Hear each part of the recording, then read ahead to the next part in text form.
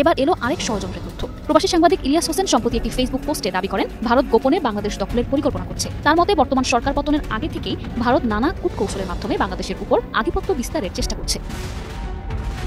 তিনি বলেন মিজোরামের লেংপুই বিমানবন্দরকে ভারত একটি পূর্ণাঙ্গ এয়ারফোর্স বেসে রূপান্তর করতে শুরু করেছে, যা বাংলাদেশের খাগড়াছড়ি সীমান্ত থেকে মাত্র 24 মাইল দূরে। মিয়ানমারে সশস্ত্র যুদ্ধের প্রস্তুতি নিচ্ছে রোহিঙ্গারা। বাংলাদেশে অবস্থানরত রোহিঙ্গারা মিয়ানমার সেনাবাহিনী এবং আরাকান আর্মির বিরুদ্ধে সর্বাত্মক যুদ্ধের প্রস্তুতি নিচ্ছে। দিল্লির ঘুম হারাম, কারণ বাংলাদেশ দক্ষিণ এশিয়ায় জানান দিচ্ছে যে বাংলাদেশ কি অতি দ্রুত দক্ষিণ এশিয়ার প্রভাবশালী রাষ্ট্র হবে বাংলাদেশ। এটা দিল্লি বুঝে গেছে, এটা বুঝতে পেরে কিন্তু দিল্লির ঘুম হারাম। ডক্টর মোহাম্মদ ইউনূস আশিক চৌধুরীর সাথে একটু পরামর্শ করলেন কি করা যায়, কিভাবে আমাদের গার্মেন্টস শিল্পের এই এক্সপোর্টগুলো কন্টিনিউ করা যায়, যাতে করে পাকিস্তানকে দিতে হবে 53,000 কোটি টাকা। একই সঙ্গে 1971 সালে গণহত্যার জন্য ক্ষমা চাইতে হবে। সত্য কাটিয়ে দ্বিপাক্ষিক সম্পর্ক এগিয়ে নিয়ে যাওয়ার বিষয়ে একমত হয়েছে বাংলাদেশ এবং পাকিস্তান। রয়ের স্টেশন হেডের সঙ্গে মিটিং করে তাদের প্রেসক্রিপশন নিয়ে এসে বাংলাদেশের রাজনীতি চলবে না। গত 17 এপ্রিল এমনই এক বিস্ফোরক মন্তব্য করেছিলেন এনসিপি নেতা হাসনাত আব্দুল্লাহ। আসসালামু আলাইকুম প্রিয় দর্শক শ্রোতা, আশা করি সবাই ভালো আছেন। নতুন একটি ভিডিওতে সবাইকে স্বাগতম। ভারত বাংলাদেশ রাজনৈতিক প্রেক্ষাপট নিয়ে বাংলাদেশ এবং ভারতের মধ্যে এক উত্তেজনার সৃষ্টি হয়েছে। সেই ক্ষেত্রে ভারত বাংলাদেশের সাথে এক শত্রুতা এবং খুব বিরোধিতা সৃষ্টি হয়েছে। তার সাথে বাংলাদেশের এবং পাকিস্তানের মধ্যে এক বন্ধুত্ব সৃষ্টি হয়েছে। এই সকল প্রকার তথ্য নিয়ে চলে এসেছে আজকের এই ভিডিওটিতে। ভিডিওর শুরুতেই কিছু ভিডিওর অংশবিশেষ দেখেই হয়তো আন্দাজ করতে পেরেছেন আজকের এই ভিডিওটি কতটুকু গুরুত্বপূর্ণ হতে চলেছে। অতএব চলুন না টেনে একটি লাইক দিয়ে সম্পূর্ণ ভিডিওটি দেখে আসেন। পাকিস্তানকে দিতে হবে 53,000 কোটি টাকা। একই সঙ্গে 1971 সালে গণহত্যার জন্য ক্ষমা চাইতে হবে। সত্য কাটিয়ে দ্বিপাক্ষিক সম্পর্ক এগিয়ে নিয়ে যাওয়ার বিষয়ে একমত হয়েছে বাংলাদেশ এবং পাকিস্তান। গোটা বিষয়ের দিকে নজর রাখছে ভারত। ইতিহাসকে জীবিত রাখার দিন শেষ। ইতিহাসকে মীমাংসার মাধ্যমে এগিয়ে যাচ্ছে বাংলাদেশ। 1971 সালের গণহত্যার জন্য ক্ষমা চাওয়া এবং সম্পদের ভাগ ও ক্ষতিপূরণ নিয়ে ঐক্যমত হয়েছে দুই বন্ধু দেশ বাংলাদেশ এবং পাকিস্তান। এই উপমহাদেশে ভারতীয় আধিপত্য এবং দাদাগিরির বিরুদ্ধে রুখে দাঁড়িয়েছে এক সময়ের দুই ভাই। নতুন বাংলাদেশের সাথে সম্পর্ক ঘনিষ্ঠ থেকে ঘনিষ্ঠতর হচ্ছে পাকিস্তানের। তবে ভ্রাতৃপ্রতিম দুই দেশের মাঝে গলার কাটা হয়ে আছে 1971 সালের অমীমাংসিত অধ্যায়। এবার বাংলাদেশের সাথে অমীমাংসিত সেই কালো অধ্যায়ের মীমাংসা করতে চায় পাকিস্তান। অতীতের কালো অধ্যায়ের মীমাংসা করে নতুন বাংলাদেশ পাকিস্তানের সাথে বন্ধুত্বের এক নয়া ভিত্তি স্থাপন করতে চলেছে, যা দেখে ঘুম হারাম হয়ে গিয়েছে ভারতীয় মিডিয়ার। এতদিন যে কারণকে দেখিয়ে বাংলাদেশ ও পাকিস্তানের মধ্যে দূরত্ব সৃষ্টি করে রেখেছিল ভারত, এবার তা মুছে যেতে চলেছে। পাকিস্তান শুধু ক্ষমাই চাইবে না, বরং স্বাধীনতার আগে বাংলাদেশের সাথে করা প্রতিটি অন্যায় এবং অবিচারের ক্ষতিপূরণও দিবে। পাকিস্তানকে সঙ্গে নিয়ে ভারতের বিরুদ্ধে বিশাল প্ল্যান করেছিল বাংলাদেশ, সঙ্গে নিয়েছিল চীনকেও। তবে বর্তমানে যা পরিস্থিতি তাতে এবার বাংলাদেশের সঙ্গে পাকিস্তানের কি মধুর সম্পর্ক চটকে গেল? কারণ পাকিস্তানের থেকে 53,000 কোটির ক্ষতিপূরণ চেয়েছে বাংলাদেশ। ভাবতে পারছেন? পাকিস্তানের বিদেশ সচিব আমনা বালুচের সঙ্গে বৈঠকের পরে বাংলাদেশের বিদেশ সচিব জসিম উদ্দিন জানান আলোচনা হয়েছে অমীমাংসিত ঐতিহাসিক বিষয়। পাকিস্তানকে দিতে হবে 53,000 কোটি টাকা। একই সঙ্গে 1971 সালে গণহত্যার জন্য ক্ষমা চাইতে হবে। এই পুরো বিষয় নিয়ে নতুন করে এবার কূটনৈতিক মহলে জোর চর্চা শুরু হয়ে গেছে। পাকিস্তান কি বাংলাদেশের এই দাবি মেনে নেবে? এটাই সব থেকে বড় প্রশ্ন। কারণ বাংলাদেশ যেভাবে 53,000 কোটি টাকা চাইলো তাতে রাতের ঘুম উড়ে গিয়েছে। তবে এই টাকা কি আদৌ দিতে পারবে পাকিস্তান?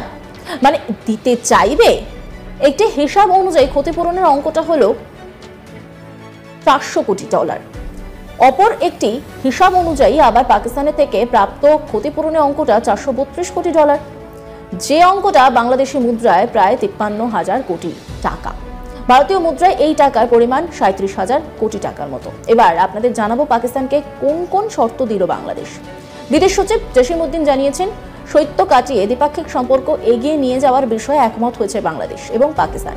তবে 1971 সালে গণহত্যার জন্য প্রকাশ্যে ক্ষমা না চাইলে এবং সম্পদ ফেরত না দিলে দুদেশের সম্পর্ক আদৌ ভালো কি থাকবে, সেটাই প্রশ্ন। পাকিস্তানের বিদেশ সচিব আমনা বালুচ তিনি কি বলছেন শোনাব আপনাদের। What did you buy? Especially. How was the discussion? The food was excellent. How about the food and the discussion? Very nice, thank you. What did you buy? Especially. How was the discussion? The food was excellent. How about the food and the discussion? Very nice, thank you. এখন প্রশ্ন হলো যে পাকিস্তানকে নিজের ইশারায় নাচাতে চাইছে বাংলাদেশ। সেই সঙ্গে বাংলাদেশের বিদেশ সচিব জানিয়েছেন সেই অমীমাংসিত ঐতিহাসিক বিষয়গুলি দ্রুত সমাধানের মাধ্যমে কল্যাণমুখী সম্পর্ক গড়ে তোলার বিষয়ে আলোচনা হয়েছে। একদিকে যখন পাকিস্তানের সঙ্গে বাংলাদেশের সম্পর্ক নিয়ে আলোচনা হচ্ছে বিভিন্ন মহলে, সেখানে এই পরিস্থিতিতে টাকা চাওয়ার বিষয়টি নিয়ে নতুন করে কি তাহলে কূটনৈতিক জল্পনা বেড়ে গেল? গোটা বিষয়ের দিকে নজর রাখছে ভারত। ভারতকে সুবিধা দিতে 1971 সালকে জীবিত করে রেখেছিল সাবেক স্বৈরাচার সরকার, যেখানে আমেরিকা এবং জাপান দ্বিতীয় বিশ্বযুদ্ধের ধ্বংসযজ্ঞের পরও আজ ঘনিষ্ঠ বন্ধু, সেই জায়গায় বাংলাদেশ এবং পাকিস্তান এখনও মীমাংসা করতে পারেনি। দ্বিতীয় বিশ্বযুদ্ধের পর জাপান ক্ষমা চেয়েছে এবং আমেরিকাকে তাদের আর্থিক ক্ষতিপূরণ দিয়েছে। আজ এই দুই দেশ শুধু ঘনিষ্ঠ বন্ধুই নয়, বরং পৃথিবীর দুই পরাশক্তি। বাংলাদেশে চালানো গণহত্যা এবং বাংলাদেশের সম্পদের লুটপাটের ক্ষতিপূরণ দিয়ে বন্ধুত্বের এক মজবুত ভিত্তি স্থাপনের সুযোগ এসেছে পাকিস্তানের সামনে। বাংলাদেশ ও পাকিস্তানের বৈঠক দেখে হিংসায় জ্বলে যাচ্ছে দাদারা। প্রিয় দর্শক, প্রথমে একটু হাসতে ইচ্ছা করতেছে, কিভাবে যে বলি কথাটা, এমন একটা কথা, এমন একটা কাম কিভাবে করলো ডক্টর মোহাম্মদ ইউনূস। পুরা আইক্যাউলা বাসটা নরেন্দ্র মোদীরে একেবারে হান্দাই দিছে। বলেন তো কি এই বুড়া মানুষটা আরেকটা বুড়া মানুষে এইভাবে আইক্যাউলা বাসটা দেওয়াটা কি ঠিক হইল? আপনাদের কাছ থেকে একটু জানতে চাই, বাসটা এবার কিভাবে দিল? পুরা আইক্যাউলা বাস মাইরা দিছে এবার নরেন্দ্র মোদীরে ডক্টর মোহাম্মদ ইউনূস। নরেন্দ্র মোদী তো গরুর গু আর মুদ খা, তার বুদ্ধি শুদ্ধি হইলে কতটুকু হইব। এরপরে আবার নিরামিষ, খায় না গরুর মাংস, যেটা খাইলে বুদ্ধি হইব সেটাই সে খায় না। তাছাড়া তার কোনো মাংস মাছ কিছুই খায় না। এখন এই ডক্টর মোহাম্মদ ইউনূসের লগে সে পাঞ্জা লড়তে নেমেছে। চার দোকান থেকে উঠা আইসা বিশ্ববিদ্যালয়ের শিক্ষকের সাথে পাঞ্জা লড়বে যে হাতটা কিভাবে রাখলে পাঞ্জাতে হাতটা মস্কাই যায় না বা হাতটা ভেঙ্গে যাবে না, এটা তো চার দোকানদারের জানা নাই। জানা না থাকার কারণে সে বার আইক্যাউলা বাস খাইতেছে শুধু ডক্টর মোহাম্মদ ইউনূসের কাছ থেকে। আজকে যেই বিষয়টা নিয়ে কথা বলবো আমি, সেই বিষয়টা হইল আমাদেরকে বাংলাদেশের পণ্য বাংলাদেশের টাকে করে বেনাপুল দিয়ে কলকাতা গিয়ে দিল্লি এয়ারপোর্টে গিয়ে আমরা যে মালগুলা বিদেশে বিক্রি করতাম সেটা আমাদেরকে বন্ধ করে দিল কয়েকদিন আগে। বন্ধ করে দেওয়ার পরে ঠান্ডা মাথায় ডক্টর মোহাম্মদ ইউনূস আশিক চৌধুরীর সাথে একটু পরামর্শ করলেন কি করা যায়, কিভাবে আমাদের গার্মেন্টস শিল্পের এই এক্সপোর্ট গুলা কন্টিনিউ করা যায়, যাতে করে আমাদের দেশের ব্যবসা বাণিজ্যে যাতে কোনো ব্যাঘাত সৃষ্টি না হয়। সেই দুটি পরা বুইরা তো আমাদেরকে ব্যাঘাতের জন্য এই কাজটা করেছে, এবার কিভাবে করা যায়। আশিক চৌধুরী বুদ্ধি দিলেন যে সিলেট আর চট্টগ্রামের আমাদের বিমানবন্দর গুলাকে আন্তর্জাতিক মানের করে ফেলবো। আস্তে আস্তে আস্তে আস্তে আমাদের সকল পুরাতন বিমানবন্দর গুলাকে আন্তর্জাতিক মানের বিমানবন্দর বানিয়ে ফেলবো। আমরা সরাসরি শিপমেন্ট করব, কার্গো ফ্লাইট সরাসরি আমাদের বিমানবন্দরে আসবে। আমাদের আকাশ সীমা ঢোকার পরে ট্যাক্স আমরা পাবো। আমাদের এয়ারপোর্টে যত মিনিট তাদের ফ্লাইটগুলা থাকবে ওইটার ট্যাক্স পাবো। আমাদের দেশের মানুষদের কর্মসংস্থান এয়ারপোর্টগুলাতে বাড়বে। আর আমাদের আশুলিয়া, সাভার, গাজীপুর বানানো গার্মেন্টসের জিনিস আমাদের ঢাকা এয়ারপোর্টে যাবে, অথবা সিলেট যাবে, অথবা চট্টগ্রাম যাবে। আস্তে করে আমরা কক্সবাজার চালু করব, সৈয়দপুর চালু করব, বগুড়া চালু করব, কুমিল্লা চালু করব। এভাবে আমরা সব জায়গায় আমাদের এয়ারপোর্টগুলা চালু করে দিয়ে আমরা শিপমেন্টগুলা সরাসরি কার্গো ফ্লাইটগুলা বাংলাদেশ থেকেই যাবে, ভারতের কাছে যাব না। কারণ ভারতে ঢুকার পরে আমাদের ট্রাকগুলা দিল্লি পৌঁছা পর্যন্ত কত তেল, কত খরচ, কত এক্সপেন্সিভ ভারত হইয়া যেতে। আর আমাদের নিজের দেশের ভিতরে কোথাও 20 কিলোমিটার যাবে, কোথাও 200 কিলোমিটার যাবে, তারপরে এয়ারপোর্ট পেয়ে যাবে, তারপরে আমাদের এয়ারপোর্ট দিয়ে সেগুলা চলবে। এই বুদ্ধি যখন চলে আসলো আশিক চৌধুরী একেবারে তরুণ, ওনার ছেলেও না, ওনার নাতির সমান বয়স আশিক চৌধুরী আর ডক্টর মোহাম্মদ ইউনূস। এই জন্যই কইলাম আমাদের বুড়া মুরব্বী ডক্টর মোহাম্মদ ইউনূস। তাই দাদা নাতির বুদ্ধি যেরকম হয় বা নানা নাতির মতন ওনারা বুদ্ধি করে এই কাজ যখন ডিক্লার দিলেন, আমাদের সিলেট দিয়ে অলরেডি কাজ শুরু হয়ে গিয়েছে। সিলেটের এয়ারপোর্টের আমাদের যারা এমডি আছে, দায়িত্বে আছে, তাদের বক্তব্য গতকাল কিন্তু আমরা পেয়ে গেলাম। তারা কিভাবে জিনিসগুলাকে রাখবে, পাঠাবে, এই ব্যবস্থাপনা ডে বাই ডে বৃদ্ধি কিভাবে করবে এবং প্রাইভেটলি বাংলাদেশের ব্যবসায়ীরাও এই ব্যাপারে সহযোগিতা করবে এবং সহযোগিতা করার ওয়ে সিস্টেমটাও আমরা ইতিমধ্যে জেনে ফেলেছি। প্রিয় দর্শক, তাহলে আমাদেরকে যে সমস্যাটা করতে চেয়েছিল নরেন্দ্র মোদী, সেটার সমাধান আমাদের নিজের দেশে, আমাদের ভাগ্য আরো সে ফিরিয়ে দিলেন। আমার ভাগ্য আপনার বাড়িতে গিয়ে গোসা মাজা করতেছিলাম, এখন আমার ঘরেই আমার ভাগ্য খুলে গেল। এরপরে আসেন নরেন্দ্র মোদীকে এবার আইক্যাটা কিভাবে দিলেন। ভারতের সুতা দিয়া বাংলাদেশের গার্মেন্টস শিল্প চলে, ম্যাক্সিমাম সুতাটা ভারত থেকে আসে, আর এর মেজরিটি অংশটা আসে পশ্চিমবঙ্গ, কলকাতা থেকে। এই সুতা ভারত থেকে বাংলাদেশ আনবে না, নিষিদ্ধ ঘোষণা দিয়ে দিলেন ডক্টর মোহাম্মদ ইউনূস। এবার কার বুদ্ধিতে ঘোষণাটা দিলেন?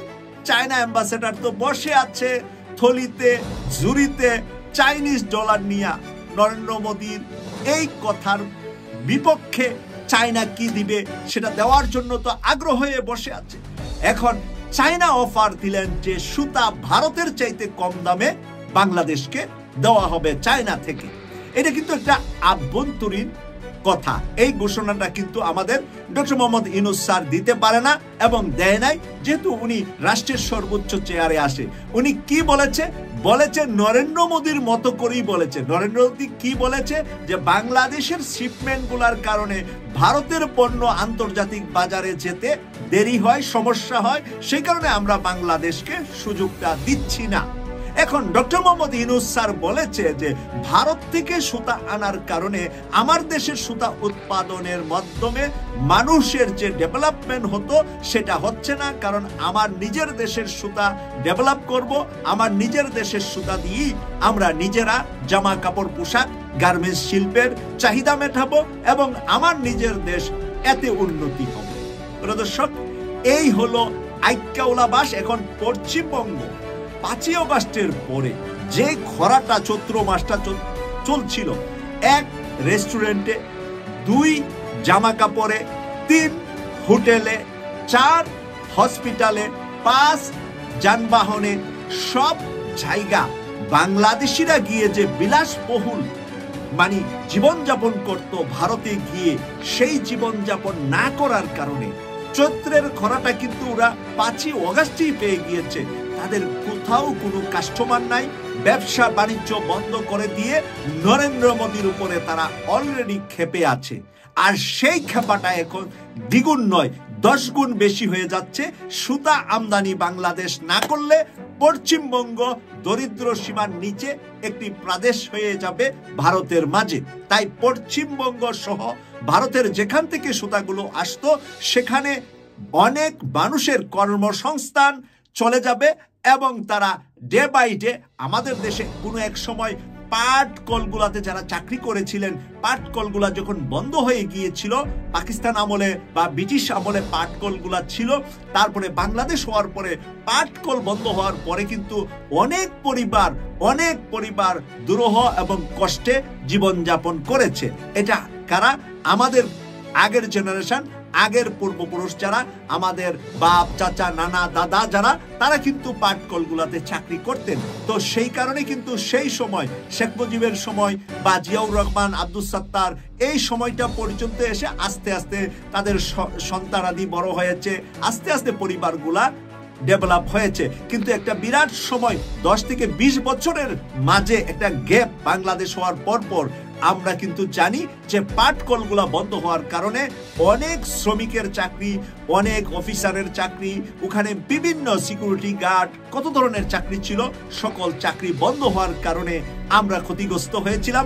আর এই ক্ষতিগ্রস্তটা এবার ডক্টর মোহাম্মদ ইউনূস স্যারের এই আইক্যাওলাবাসের কারণে পশ্চিমবঙ্গ সহ ভারতের মাথা এখন পুরাই নষ্ট হয়ে গিয়েছে। পুরা নষ্ট হয়ে কি করবে? শোনা যাচ্ছে তারা নাকি আমাদের ওই যে ফেনী দিয়ে ওই দখল করবে, কি বলে, চট্টগ্রাম বিভাগ দখল করবে। প্রিয় দর্শক, এই চট্টগ্রাম বিভাগ দখলের আগে আমরা বলে রাখতে চাই, আমাদের কিছুদিন আগে যখন বিএসএফ এর সাথে বাংলাদেশের বিজেপির একটা গন্ডগোল হচ্ছিল, আমরা দেখেছিলাম গ্রামের মানুষ ওই যে খন্তা কেচি কি বলে এগুলাকে, ঘাস কাটে যেটাকে কাঁচি বলে, কাঁচি, আমরা ছোটকালে কাঁচি বলতাম, কাঁচি নিয়ে দাঁড়াইয়া গেছে ভারতকে সোজা করার জন্য। বাংলাদেশের নারীরা দাঁড়িয়ে গেছে লাঠি সুটা নিয়ে বিজেপির পাশে বিএসএফ কে মারার জন্য। প্রিয় দর্শক, বাংলাদেশের 20 কোটি মানুষের ভিতরে আমরা যারা ভোটার হয়েছি, ভোটারের সংখ্যা 10 কোটি, আর ভোটারের পরেও কিন্তু আরো 5 কোটি আছে যুদ্ধ করতে পারবে, যাদের বয়স 12 থেকে 18-র ভিতরে। এই 15 কোটি মানুষের সামনে ভারতের কোনো পাওয়ার নাই বাংলাদেশে দিকে তাকাবে বা কোনো জায়গা দখল করতে আসবে, সেই সাহস মোটেও তাদের নাই, সেই ধরনের হিসাব কিতাবও নাই। ব্রিগেডিয়ার জেনারেল আমান আজমি কয়েকদিন আগে একটা হিসাব দেখিয়েছে, আর্মির হিসাব, ভারতের কতগুণ আর্মি থাকলে, কতগুলা আর্মি থাকলে বাংলাদেশের সাথে যুদ্ধ করতে পারবে, সেই সংখ্যাটা তাদের নাই। আজকে আমি দেখলাম যে পাকিস্তানের সেনাপ্রধান বিদেশে গিয়ে পাকিস্তানি বিদেশিদের একটা সমাবেশে উনি বলছেন যে পাকিস্তান আবার কাশ্মীর দখল করবে, পাকিস্তানের অংশ কাশ্মীর, এবং এটা ইসলামাবাদের হার্ট, ইসলামাবাদের কলিজা হলো কাশ্মীর, সেজন্য কাশ্মীর দখল করবে, আজকে ঘোষণা দিয়েছে। প্রিয় দর্শক, পাকিস্তান যদি কাশ্মীর ধরে, পাকিস্তান যদি পাঞ্জাব ধরে, আর চায়না যদি তাদের কয়েকটা প্রদেশ, কয়েকটা বর্ডার ধরে, এদিক দিয়ে নেপাল আর ভুটানও যদি ভারতকে খোঁচা মারে, বাংলাদেশকে কি করবে?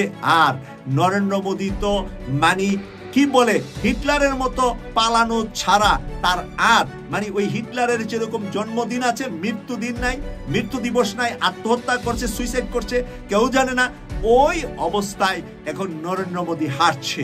সেই কারণেই বললাম, বাংলাদেশের সাথে যে যখন যেখানেই গাদ্দারি করেছে, এই গাদ্দারদেরকে আমরা না দিলেও ওই যে আল্লাহর কাছে একটা পাপের একটা বোঝা হয়ে গিয়েছে নরেন্দ্র মোদী। ভারতীয় রাজনীতিবিদদের, ভারতীয় সাধারণ মানুষকে আমরা বলছি না, রাজনীতিবিদদেরকে বলছি, যেই রাজনীতিবিদরা দীর্ঘকাল যাবৎ বাংলাদেশের মানুষকে শুধু মুসলিম হিসাবে ছোট মনে করে, হেয় মনে করে, বারবার আমাদেরকে ঠকানোর জন্য, আমাদেরকে হত্যা করার জন্য, আমাদেরকে নির্যাতন করার জন্য, আর আমাদের থেকে লুটে পুটে খাওয়ার জন্য চেয়েছিল, ওদের পাপের প্রায়শ্চিত্ত ভোগ করার সময়টা এখন চলে এসেছে। সেই জন্যই আগামী কয়েকটা দিন আমাদেরকে অপেক্ষা করতে হবে ডক্টর মোহাম্মদ ইউনূস স্যারকে সামনে রেখে। আজকে যেরকম জামাত এবং বিএনপি দুইখান থেকে ঘোষণা আসছে, স্বৈরাচার হাসিনার বিচার ছাড়া কোনো নির্বাচন বাংলাদেশে হবে না। আমরা সেই জন্য ওয়েলকাম, স্বাগত জানাই জামাত এবং বিএনপির মতো বড় দুইটি দলকে, যে এই জায়গায় ডক্টর মোহাম্মদ ইউনূস স্যারকে সামনে রেখে তারেক রহমান সাহেবও বক্তব্য দিয়েছেন যে ডক্টর মোহাম্মদ ইউনূসের মতো মেধাবী মানুষটাকে আমাদের দেশের কল্যাণে কাজে লাগাতে হবে। জামাতের আমির ডাক্তার শফিকুর রহমানও বলেছেন যে ডক্টর মোহাম্মদ ইউনূসকে সামনে রেখে বাংলাদেশকে এগিয়ে নিয়ে একটি ন্যায়সঙ্গত, একটি বাংলাদেশের নিরপেক্ষ নির্বাচন করা পর্যন্ত ডক্টর মোহাম্মদ ইউনূস রাষ্ট্রীয় ক্ষমতা থাকবে। প্রথমে সংস্কার, তারপরে শেখ হাসিনা সহ তার দোসরদের বিচার, সবকিছু রিফর্ম করে নির্বাচন চাচ্ছে এখন জামাত। তো একাধারে চেয়ে আসছিল, আজ 2-3 দিন যাবৎ আপনারা দেখবেন বিএনপির কাউয়াদের শব্দ নাই। বিএনপির রিয়েল যারা নেতা, তারা অলরেডি তারেক রহমান এবং বেগম খালেদা জিয়ার কাছ থেকে যে নির্দেশনা পেয়েছে, জামাতের সাথে সৌহার্দ্যপূর্ণ সম্পর্ক রেখে দিল্লির ঘুম হারাম, কারণ বাংলাদেশ দক্ষিণ এশিয়ায় জানান দিচ্ছে যে বাংলাদেশ কি, অতি দ্রুতই দক্ষিণ এশিয়ার প্রভাবশালী রাষ্ট্র হবে বাংলাদেশ। এটা দিল্লি বুঝে গেছে, এটা বুঝতে পেরে কিন্তু দিল্লির ঘুম হারাম। দিল্লি কিন্তু শেখ হাসিনার পতনের পরে, ডক্টর মোহাম্মদ ইউনূস স্যার ক্ষমতা গ্রহণের পরে অনেকগুলো প্ল্যান আনছিল, মাঠে ছেড়ে দিয়েছিল বাংলাদেশে, যে কিভাবে বাংলাদেশে শেখ হাসিনাকে ব্যাক করানো যায়, আওয়ামী লীগকে পুনর্বাসন করা যায়। ইন্ডিয়া তো শেখ হাসিনাকে নিছিলই যে এখন নিয়ে যাই, কদিন পর ঠান্ডা হয়ে গেলে আবার বাংলাদেশে ব্যাক করাই দেবে, কিন্তু তাদের এই প্ল্যানটা ব্যর্থ হয়। অনেকগুলো প্ল্যান যখন মাঠে এনে ব্যর্থ হয়ে যায়, এখন কিন্তু ইন্ডিয়ার একটা প্ল্যানই আছে মাঠে, সেটা হচ্ছে কিভাবে বাংলাদেশের সাথে সুসম্পর্ক করা যায়। এটার বাইরে আর কোনো প্ল্যান কিন্তু বর্তমানে ইন্ডিয়ার নাই। একটা প্ল্যানই আছে যে বাংলাদেশের সাথে কিভাবে সুসম্পর্ক করা যায়, এই প্ল্যানটাতে ইন্ডিয়া আছে। কিন্তু আদৌ কি বাংলাদেশের সাথে সুসম্পর্ক হবে? না। আসলে দেখেন, ইন্ডিয়াকে শেখ হাসিনা যেটা দিচ্ছে, এটা দেওয়া তো ডক্টর মোহাম্মদ ইউনূসের পক্ষেও সম্ভব না, আগামী রাষ্ট্রে যে পরিচালনা করবেন তার পক্ষেও সম্ভব না। সেই ক্ষেত্রে বাংলাদেশের সাথে ইন্ডিয়ার সম্পর্ক ভালো হবে, এই স্বপ্ন আসলে দুঃস্বপ্ন, এটা কখনো সত্য হবে না, বাস্তব কথা। দেখেন বাংলাদেশ কি করছে, যে পাকিস্তানের প্রতি আমাদের এত অ্যালার্জি ছিল, যে পাকিস্তানকে আমরা পছন্দ করতাম না, পাকিস্তানের সাথে আমাদের সম্পর্ক ভালো হচ্ছে। পাকিস্তান কি বলতেছে, ৭১-এর জন্য ক্ষমা চাইবে এবং যে ক্ষয়ক্ষতি হয়েছে এটার ক্ষতিপূরণ হতে না দিতে প্রস্তুত, এই আলোচনায় বসতে প্রস্তুত। দেখেন তাহলে পাকিস্তানের সাথে কি সুসম্পর্ক হবে আমাদের? 100% হবে। চায়না তো সারা পৃথিবীতে ব্যবসায়িক, ওদের চিন্তা ধারণা হচ্ছে টাকা। চায়নাকে ঠেকান যাচ্ছে না, তারা অর্থনৈতিক দিক দিয়ে স্ট্রং হয়ে যাচ্ছে। এই চায়না বাংলাদেশে ব্যবসা করবে, যে বাংলাদেশে একেবারে ইন্ডিয়ার উপর নির্ভর চিকিৎসার ক্ষেত্রে, ইন্ডিয়া না গেলে আমরা সুস্থই হই না, সেক্ষেত্রে বাংলাদেশে বড় বড় 3টা হসপিটাল করে দিচ্ছে চায়না। দেখেন এই যে আমাদের পাশে এসে দাঁড়াইছে কে? চায়না। অর্থনীতি দিয়ে, সবকিছু দিয়ে। আমাদের তো অর্থনীতি অত অজবরল অবস্থা ছিল, এই মুহূর্তে যে টাকা পয়সা দিয়ে পাশে থাকবে সেটা আমাদের প্রকৃত বন্ধু। চায়না এগিয়ে আসছে, এইখানেই সমস্যা হয়েছে ইন্ডিয়া তো সুসম্পর্ক করতে পারতেছে না বাংলাদেশের সাথে। আর অর্থনীতি কিভাবে দেখবে? এখন তিস্তা প্রকল্প, তারপরে হচ্ছে আপনার এই যে হসপিটালগুলো যদি হয়ে যায়, তাহলে ইন্ডিয়াতে বাংলাদেশের মানুষ চিকিৎসার জন্য যাবে না। এই জিনিসগুলাই হচ্ছে ইন্ডিয়ার মাথা ব্যথার কারণ। দিল্লি কিন্তু এটা নিয়ে টেনশনে আছে। এই টেনশনে কিন্তু দিল্লির ঘুম হারাম হয়ে গেছে। যদি পাকিস্তান বাংলাদেশের বন্ধু হয়, অতীতের যত ঝামেলা এটা মীমাংসা হয়ে যায়, সেক্ষেত্রে এটা ইন্ডিয়ার জন্য হুমকি না? কারণ এই দক্ষিণ এশিয়ার ইন্ডিয়ার সব থেকে বড় শত্রু হচ্ছে চায়না আর পাকিস্তান। এখন চায়না আর পাকিস্তানের সাথে যদি বাংলাদেশের বন্ধুত্ব হয়, তাহলে নতুন করে শত্রু আসলে তো বাংলাদেশে হইল। আর বাংলাদেশের সাথে শত্রুতায় করা এটা কি ইন্ডিয়ার জন্য ঠিক হবে? এটা নিয়েও মোদি টেনশনে আছে। কারণ বাংলাদেশের সাথে মোদিও শত্রুতায় করতে চায় না। বাংলাদেশ যদি ইন্ডিয়ার শত্রু রাষ্ট্র হয়, এটা ইন্ডিয়ার জন্য ভালো কিছু বয়ে আনবে না, এটা ইন্ডিয়া খুব ভালো করেই জানে। এই জন্যই কিন্তু দিল্লির ঘুম হারাম হয়ে গেছে। আপনারা দেখছেন যে পৃথিবীর 100 জন প্রভাবশালী ব্যক্তির ভিতর মোদি নাই, যেই মোদির এত বড় সামরিক বাহিনী, এত পারমাণবিক বোমা, হ্যান তার অনেক কিছুই আছে না? সেই মোদি কিন্তু পৃথিবীর 100 জন প্রভাবশালী ব্যক্তির ভিতর নাই। কিন্তু আমাদের ভালো একটা যুদ্ধ বিমান নাই, আমাদের তেমন কিছুই নাই। তারপর ডক্টর মোহাম্মদ ইউনূস কিন্তু পৃথিবীর 100 জন প্রভাবশালী ব্যক্তির মাঝে একজন। এটা কিন্তু ইন্ডিয়ার জন্য অনেক বড় হুমকি, এটা মাথায় রাখতে হবে। দিল্লির তো ঘুম হারাম এমনিতেও হয় না, এইসব কারণে দিল্লির ঘুম হারাম হয়েছে। দিল্লির ঘুম আরো হারাম হবে, শুধু দেখতে হবে, একটু ওয়েট করতে হবে। আমি আশা করি সম্পূর্ণ ভিডিওটি দেখেছেন এবং বাংলাদেশ ভারত এই রাজনৈতিক প্রেক্ষাপট নিয়ে আপনার কি মতামত অবশ্যই কমেন্ট বক্সে জানিয়ে যাবেন। ভিডিওটি ভালো লেগে থাকলে শেয়ার করতে ভুলবেন না। আমাদের এই চ্যানেলে নতুন হয়ে থাকলে চ্যানেলটি সাবস্ক্রাইব করে চ্যানেলের পাশে থাকবেন। আর যারা ইতিমধ্যে চ্যানেলটি সাবস্ক্রাইব করেছেন তাদেরকে অসংখ্য ধন্যবাদ। দেখা হবে নতুন কোনো ভিডিও নিয়ে, ততক্ষণ সবাই সুস্থ থাকবেন। আল্লাহ হাফেজ।